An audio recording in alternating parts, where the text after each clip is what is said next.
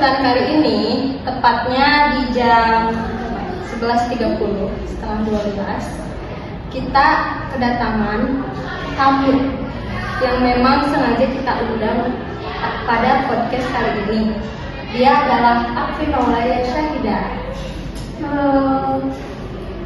Jadi Afi Maulaya Syahidah ini adalah seorang yang bisa menciptakan dari tangannya itu suatu karya seni yang menakjubkan. Bisa kalian lihat di depan kita ada boneka Dino, sama ini apa ya ini Afi? Itu gurita ceritanya. Lucu sekali ya. Tuh, ada satu lagi sama dan ini Halloween gitu. Dan ini lucu banget. Ada ini apa ya? Kuku. Iya. Sama ini ada gambaran-gambaran.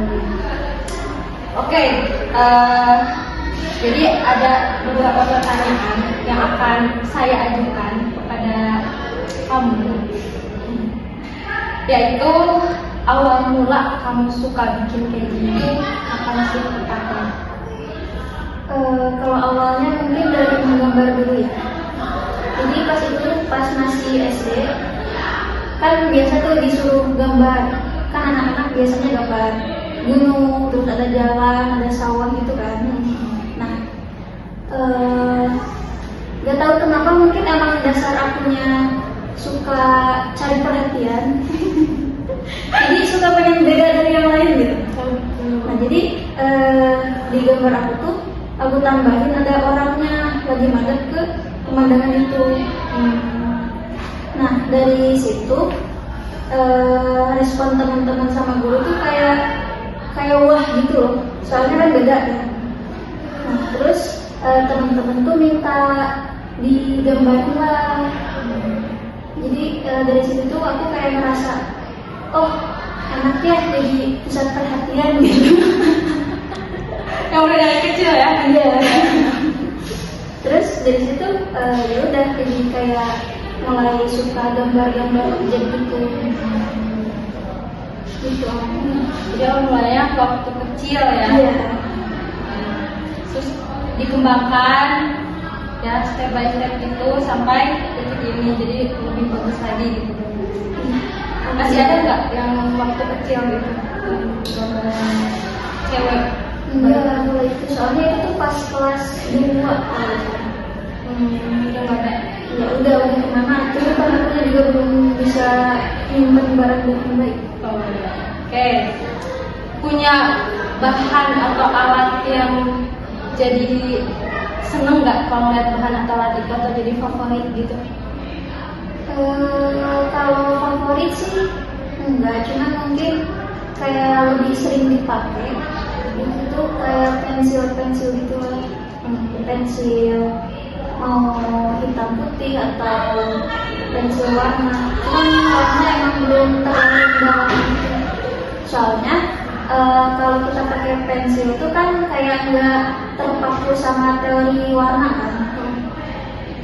Kebetulan aku juga belum mendalami itu, jadi ya udah kalau gambar-gambar tuh suka pakai pensil sih. Yang gampang didapetin juga itu. Iya, simpel. Kalau bikin sesuatu nih, kamu tuh lebih mikirin detail banget atau kayak udah santai aja yang penting selesai gitu hasilnya selesai?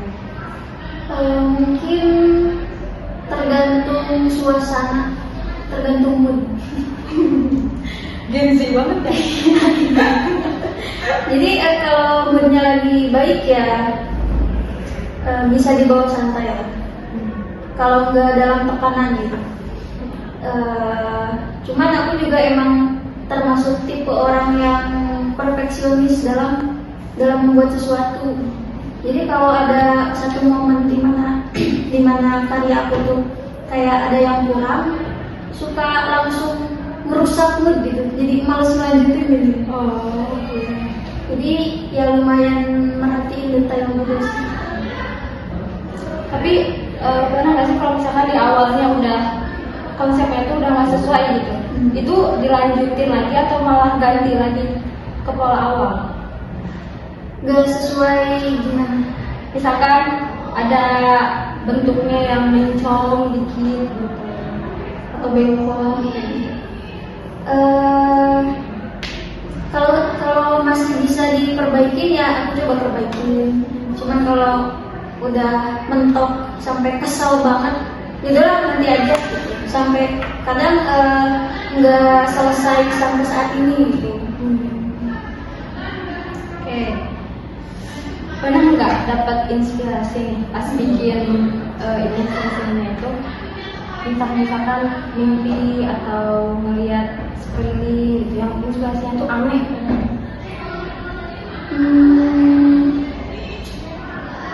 Yang mind blowing lah.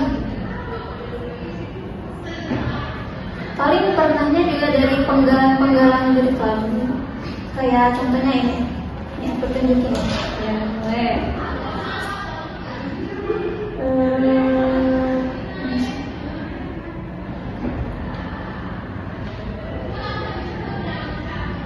Nih, yang ini, Iya. nah gambar itu dari penggalan lirik lagunya Fiersa Besari yang Garis Waktu. Iya, jadi di situ tuh ada lirik kau yang terbaik juga terburuk. Nah, ini kan ada nih sebelahnya terbaik dan sebelahnya lagi terburuk. Jadi aku kayak merasa relate sama lirik itu, terus aku resapi, terus aku luapin ke gambar ini. Nah, terus ada satu lagi. Nah, yang ini. Itu menikam jantung. Iya. Iya. Jadi itu kan jantung nih. Iya. Jadi itu ada pedang dari mulut. Nah, itu dari lagunya siapa? Aku lupa lagi penyanyinya.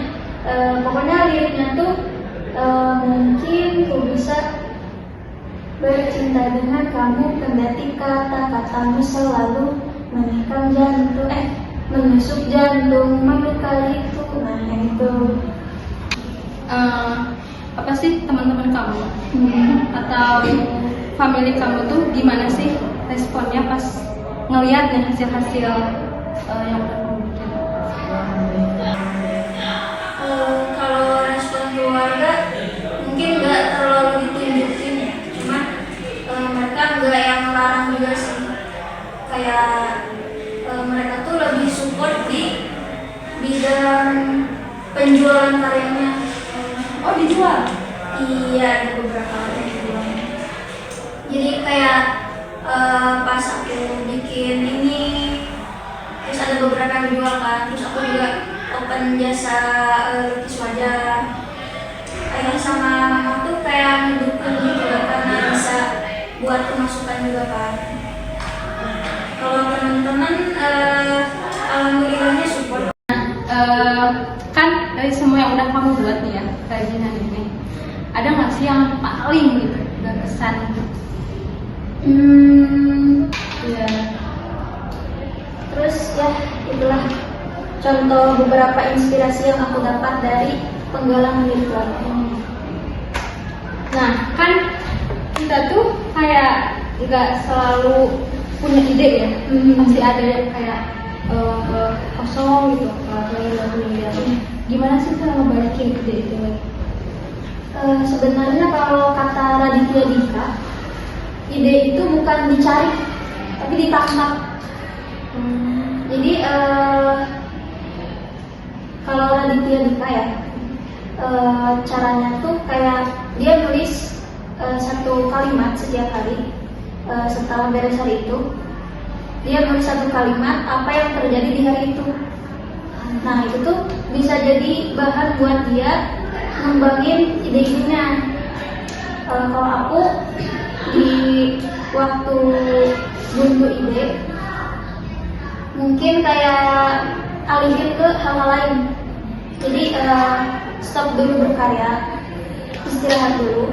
Terus aku jalanin hobi-hobi aku kayak baca buku atau jalan-jalan lihat alam gitu. Dari situ biasanya suka kepikiran satu hal gitu, pas lagi ngelakuin hal itu. Jadi itu bisa aku pakai buat bikin karya selanjutnya. Mungkin ada beberapa, cuman nggak aku bawa. Itu ada yang apa sih, kayak patung gitu yang aku pakai buat ikut lomba kurma di jurusan. Itu lumayan berkesan karena itu tuh pertama kalinya aku bikin patung dan cukup memuaskan lah buat aku, sampai alhamdulillahnya bisa sampai juarakan di lomba itu. Ada juga sih beberapa yang berkesan kayak gambar atau ini nih, ada satu Patungnya patung apa? patungnya itu patung simbol apa sih, kemanusiaan dunia yang ada dua tangan sama itu, sama planet bumi gitu loh. Jadi bahannya semen. Enggak, kalau itu aku bikin dari kawat, terus aku lapisin pakai koran, jadi enggak patung yang dari semen gitu. Terus ada juga ini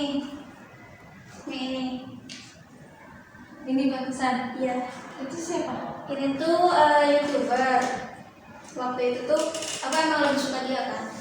Terus ini tuh jadi karya pertama aku yang arsil full arsil. Jadi ini tuh pertama kalinya aku belajar arsil. Terus aku gambar real. Jadi ini cukup berkesan karena ini tuh transisi dari gambar aku yang tadinya cuma kayak gini, dari yang kayak gini, jadi ada arsilnya. Jadi arsilnya kayak gini. Jadi gambar itu lumayan berkesan karena jadi transisi. Jadi kedepannya nih ya, ada plan apa sih yang mungkin bakal kamu lakuin untuk ya apa sih ini yang mau kamu bikin? Ya, plan ke depannya ya. Mungkin aku kayak punya impian gini. Aku tuh bikin bisnis ya angkringan gitu loh, yang bisa buat tempat orang-orang nongkrong. Cuma di sana juga ada pajangan-pajangan karya gitu, terus jual-jual merchandise gitu. Terus kan selain bikin karya tangan ini, aku juga suka nulis gitu kan. Ya lumayan lah kata-kata itu. Nah, aku juga berharap kedepannya aku bisa lengkapin si kedai itu dengan buku-buku karyaku maupun karya penulis-penulis lain. Jadi si pengunjungnya itu bisa nikmatin makanan sambil lihat-lihat karya seni atau baca buku. Bagus idenya. Sebelumnya juga aku sempat sih ke kafe yang kayak gitu, tapi bedanya ini ada apa-apa gimana? Apa-apa. Kalau yang kayak sini belum ada sih kayaknya. Bisa. Semoga bisa ya.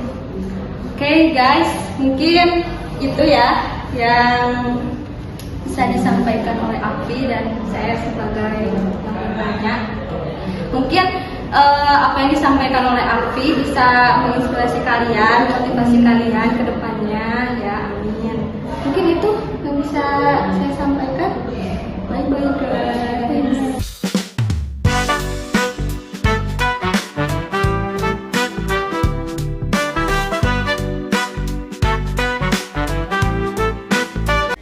Body, I'm an icon, and I'm a girl about a 10. I should fuck her